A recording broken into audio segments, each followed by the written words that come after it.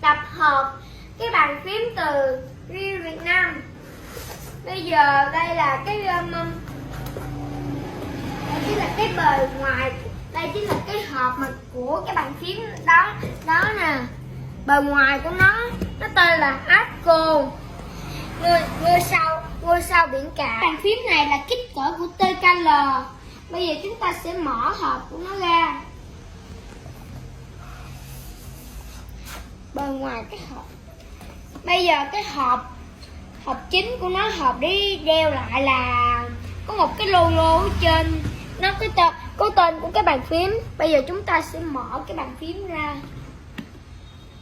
Mở từ đâu đây? Mở rồi, nãy giờ nghiên cứu. Đây chính là cái đồ nhựa để che lại cái bàn phím. Khi chúng ta ăn trên bàn phím, chúng ta đắp nó lên rồi che nó lại. Bây giờ chúng ta sẽ đến phần liên quan tới cái bàn phím.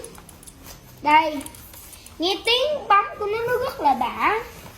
Chúng ta sẽ lấy cả một bàn phím ngôi sao biển cả ra nha mọi người.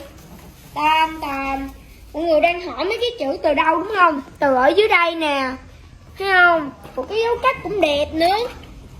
Bây giờ ví dụ như mình chuẩn bị ăn ha, mình đeo cái này lại, mình ăn đó. Mọi người nghe cái tiếng của bàn phím nè, nghe không? Tiếng nó đã, nó phơi vào. Và không, mình sẽ kết thúc video từ đây. Tạm biệt các cô chú. Nhớ follow và tim cho con nha.